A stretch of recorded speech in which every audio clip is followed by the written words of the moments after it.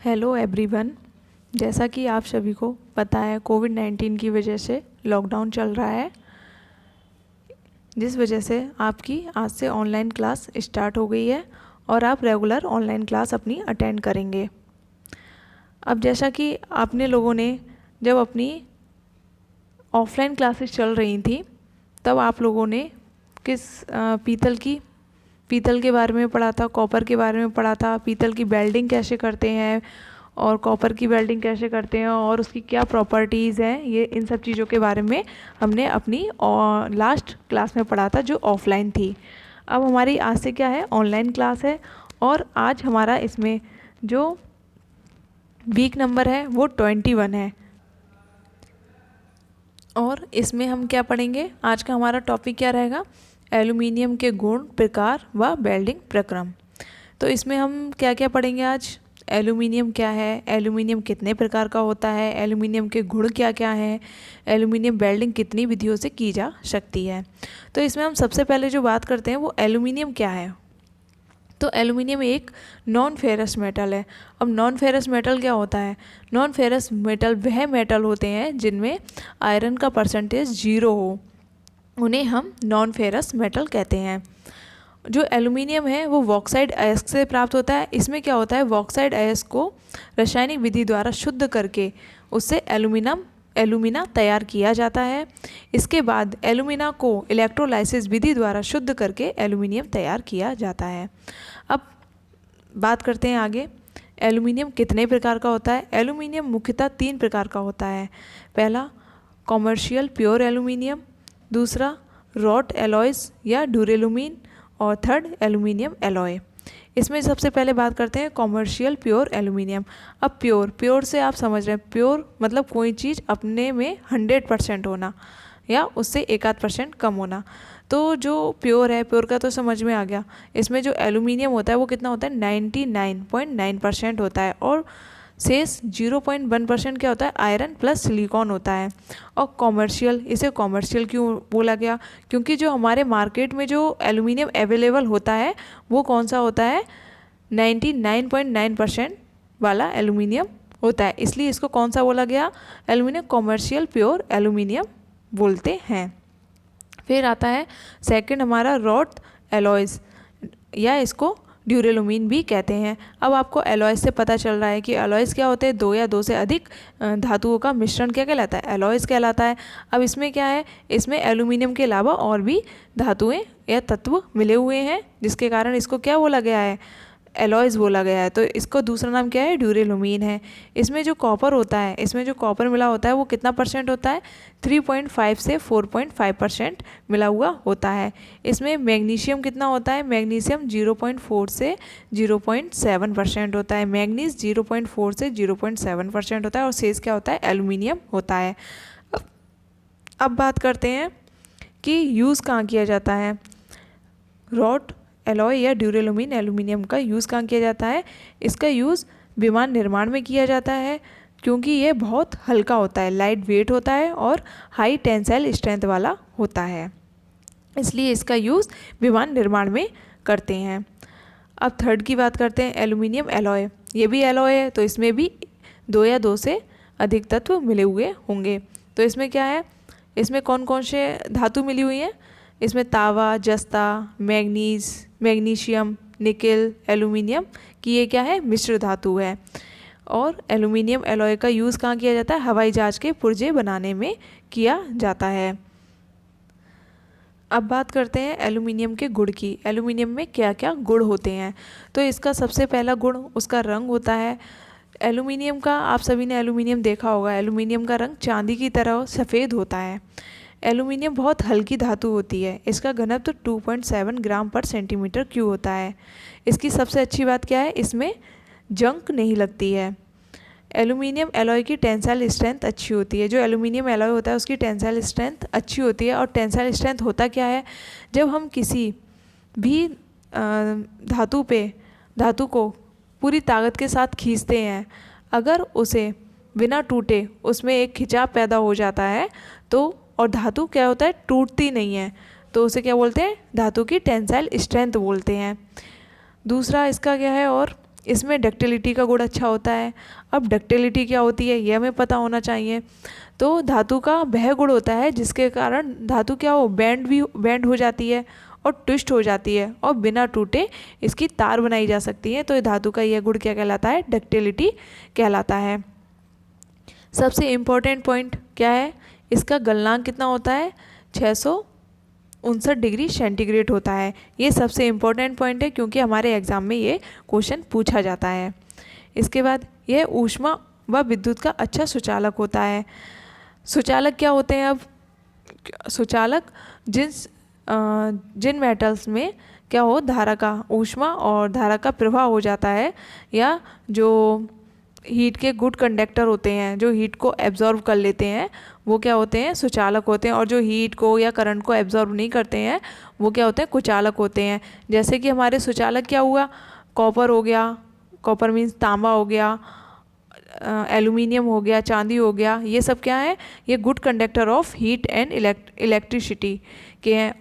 और कुचालक कौन कौन से हो गए? जिन्हें इंसुलेटर भी बोलते हैं, जिसमें से क्या होगी? हमारा धारा का प्रवाह नहीं होगा, जिसमें से इलेक्ट्रिसिटी का प्रवाह नहीं होगा, मतलब करंट का प्रवाह नहीं होगा। तो वो कौन कौन से हो गए? लकड़ी हो गई, रबड़ हो गई, ग्लास हो गए, इनमें से क्या होता है? धारा का प्रवाह नहीं होता है। और इसमें मेलेबिलिटी का गुण अच्छा होता है। अब मेलेबिलिटी क्या होती है? जब हम किसी धातु पे हैमरिंग करते हैं, हैमरिंग मतलब हम हथौड़े से किसी धातु को पीटते हैं, या रोलिंग द्वारा धातु की पतली चादरें बनाई जा सकती हैं। पतली चादरें अगर बन जाती हैं तो उस धातु में क्या है? मेलेबिलिटी का गुण है। अब बात करते हैं एल्यूमिनियम वेल्डिंग की विधियाँ। एल्यूमिनियम वेल्डिंग की विधियाँ की एल्यूमिनियम की वेल्डिंग किन किन विधियों से की जा सकती है? ऑक्सी एसिटिलीन गैस वेल्डिंग विधि द्वारा की जा सकती है, flux shielded metal arc welding द्वारा की जा सकती है, कार्बन इलेक्ट्रोड वेल्डिंग द्वारा की जा सकती है, टिग वेल्डिंग द्वारा की जा सकती है, मिग वेल्डिंग द्वारा की जा सकती है, एटॉमिक हाइड्रोजन वेल्डिंग द्वारा की जा सकती है, एल्यूमिनियम सोल्डरिंग की जा सकती है।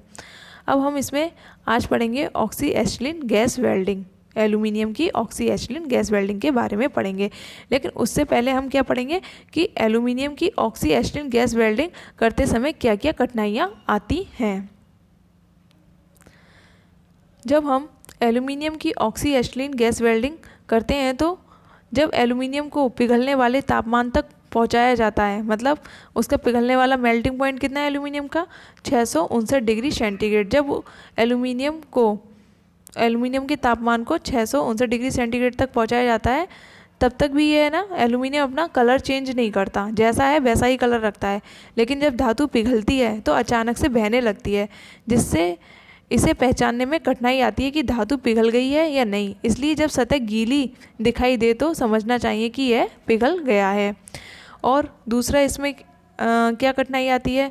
क्योंकि जो पिघला हुआ एल्यूमिनियम होता है वो बहुत जल्दी ऑक्सीडाइज हो जाता है, जिससे वो एल्यूमिनियम ऑक्साइड की मोटी परत बन जाती है, जिसका गलनांक 2060 डिग्री सेंटीग्रेड होता है।